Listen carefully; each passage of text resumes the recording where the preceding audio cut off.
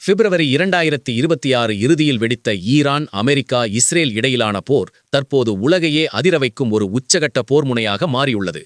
இது வெறும் ஏவுகணை மோதல் அல்ல, வல்லரசுகளை நிலைகுலையச் செய்யும் ஈரான் விரித்த மரணப்பொறி. ஈரானின் வசம் சுமார் 1,00,000க்கும் அதிகமான பாலிஸ்டிக் ஏவுகணைகள் தயார் நிலையில் உள்ளன.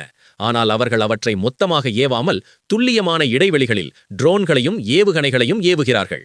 இது அமெரிக்காவின் பேட்ரியட் மற்றும் இஸ்ரேலின் அயன் டோம் பாதுகாப்பு அமைப்புகளை இடைவிடாது வேலை செய்ய வைத்து அவற்றின் கையிருப்பை தீர்க்கும் ஒரு பொருளாதார யுத்தம். எதிராளியின் விலையுயர்ந்த ஆயுதங்களை சல்லிச்சல்லியாகச் சிதைப்பதே ஈரானின் திட்டம். லெபனான், ஏமன், ஈராக் மற்றும் சிரியாவில் உள்ள தனது சகோதர படைகள் மூலம் அமெரிக்க தளங்களை தரைமட்டமாக்கி வருகிறது. ஃபார்வர்ட் டிஃபென்ஸ் எனப்படும் இந்த உத்தி போரை ஈரானின் எல்லைக்கு வெளியே வைத்து அமெரிக்க படைகளை 4 திசைகளிலும் சிதறடிக்கிறது. மார்ச் 7ஆம் தேதி ஈரான் அதிபர் மசூத் பெஷஷ்கியான் விடுத்த எச்சரிக்கை வளைகுடா நாடுகளில் அதிர்வலைகளை ஏற்படுத்தியுள்ளது. அமெரிக்காவிற்கு தளம் கொடுக்காத நாடுகளை தாக்க மாட்டோம் என்ற அவரது அறிவிப்பு அமெரிக்க கூட்டணியை துண்டு துண்டாக உடைக்கும் ஒரு ராஜதந்திர ஏவுகணையாக பார்க்கப்படுகிறது.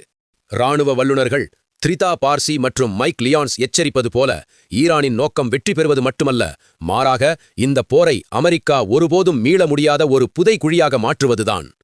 எதிரியை மெல்ல மெல்ல உள்ளே இழுத்து சோர்வடையச் செய்து இறுதியில் அவர்களை வீழ்த்துவதே ஈரானின் இறுதி வியூகம்.